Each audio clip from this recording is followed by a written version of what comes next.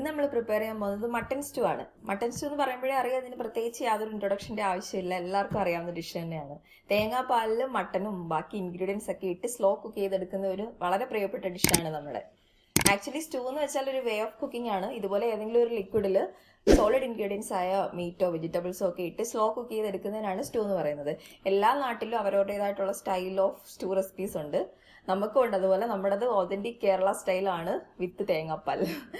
അപ്പോൾ നമുക്ക് ഇന്ന് കേരള സ്റ്റൈൽ മട്ടൺ സ്റ്റൂ എങ്ങനെ ഉണ്ടാക്കുന്നത് നോക്കാം.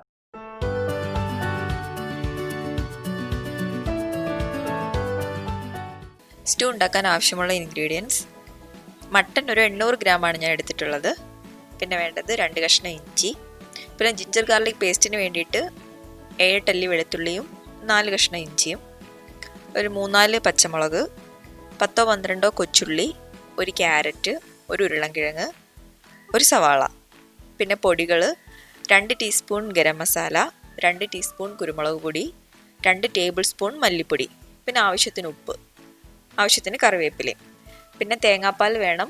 1 കപ്പ് 1 പാലും 1 കപ്പ് 2 പാലും. ഇനി ഈ മട്ടൻ ഒന്ന് മാരിനേറ്റ് ചെയ്തിട്ട് കുക്കറിൽ 2-3 വിസിൽ അടുപ്പിച്ചെടുക്കാം. കാര്യം മട്ടന് നല്ല വേവ് ഉണ്ട്, അതുകൊണ്ട് ഒരു ഹാഫ് കുക്ക് ചെയ്തിട്ട് സ്റ്റൂ ഉണ്ടാക്കാൻ തുടങ്ങാം. അതിനുവേണ്ടി ആവശ്യത്തിന് ഉപ്പും കുറച്ച് ഗരം മസാലയും ഇതിൻ്റെ ഒരു ഹാഫ് കുരുമുളക് പൊടിയും പിന്നെ ജിഞ്ചർ ഗാർലിക് പേസ്റ്റും കൂടി ഇട്ടൊന്ന് മാരിനേറ്റ് ചെയ്ത് വെക്കാം. ഇഞ്ചിയും വെളുത്തുള്ളിയും 2 കൊച്ചുള്ളിയും കൂടി ഇട്ടൊന്ന് പേസ്റ്റ് ആക്കി എടുക്കാം.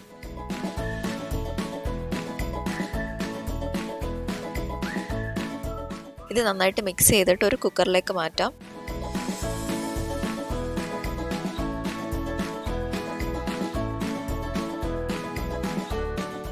ഈ കൊച്ചുള്ളിയും കൂടി ഇതിൻ്റെ കൂട്ടത്തിലൊന്ന് ഇട്ട് കൊടുക്കണം. എന്നിട്ട് ഒരു 1/2 ഗ്ലാസ് വെള്ളവും കൂടി ഒഴിച്ച് 2-3 വിസിലൊന്ന് അടുപ്പിച്ചെടുക്കാം.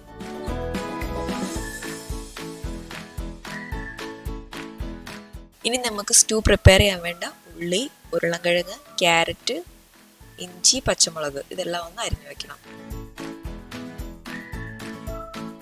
ഇനി ഒരു പാൻ അടുപ്പത്ത് വെച്ചിട്ട് ചൂടാവുമ്പോൾ ഓയിൽ ഒഴിച്ചെടുക്കുക. എണ്ണ ഒന്ന് ചൂടായി വരുമ്പോൾ ഇതിലേക്ക് ഇഞ്ചിയും പച്ചമുളകും ആദ്യം ഒന്ന് ഇട്ട് കൊടുക്കണം.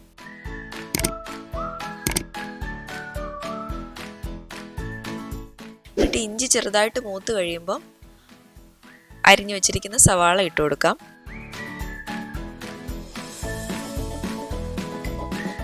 കുറച്ച് ഉപ്പും കൂടി ഇട്ടിട്ട് സവാള ഒന്ന് വഴറ്റിയെടുക്കണം.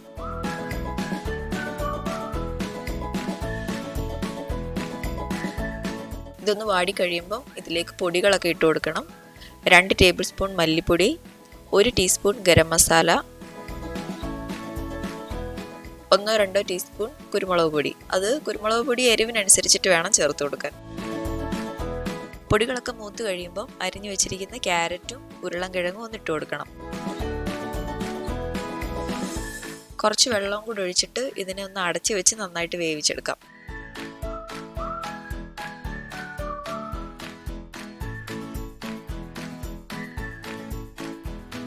ഇതൊരു 5 മിനിറ്റ് അടച്ചു വെച്ച് കുക്ക് ചെയ്തതിന് ശേഷം കുക്കറിൽ വേവിച്ച് വെച്ചിരിക്കുന്ന മട്ടൻ ഇട്ട് കൊടുക്കാം. മട്ടൻ ഒരു ഹാഫ് കുക്ക് ചെയ്തിട്ടാണ് എടുത്തിരിക്കുന്നത്. ഞാനൊരു 3 വിസിൽ അടുപ്പിച്ചിട്ടുണ്ട്. ശരിക്കും മട്ടൻ വേവാൻ ഒരു 5-6 വിസിലൊക്കെ വേണ്ടി വരും. ഇതിലേക്ക് ഇനി 2 പാൽ ഒഴിക്കണം, അതായത് കട്ടി കുറഞ്ഞ തേങ്ങാപ്പാൽ. അതൊന്ന് ഒഴിച്ചു കൊടുത്തിട്ട് അടച്ചു വെച്ച് വേവിക്കാം. കുറച്ച് കറിവേപ്പിലയും കൂടി ഇട്ട് കൊടുക്കുക. എന്നിട്ട് മട്ടൻ നന്നായിട്ട് കുക്കാവുന്നവരെ അടച്ചു വെച്ച് തന്നെ വേവിക്കണം.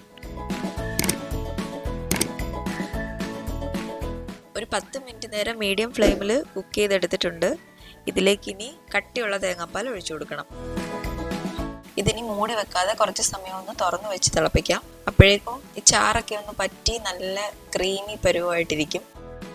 ഗ്രേവി നിങ്ങളുടെ ഇഷ്ടത്തിനനുസരിച്ച് എടുക്കാം. ഞാനിപ്പോൾ നന്നായിട്ട് വറ്റിച്ചെടുത്തിട്ടുണ്ട്. മട്ടനൊക്കെ നന്നായിട്ട് വെന്ത് ഡിഷ് റെഡി ആയിട്ടുണ്ട്. ഇനി സെർവ് ചെയ്യാം. അപ്പത്തിൻ്റെയോ ദോശയുടെയോ ചപ്പാത്തിയുടെയോ ഒക്കെ കൂടെ കഴിക്കാം. എന്നാലും അപ്പവും മട്ടൻ സ്റ്റൂ ആണ് ബെസ്റ്റ് കോമ്പിനേഷൻ.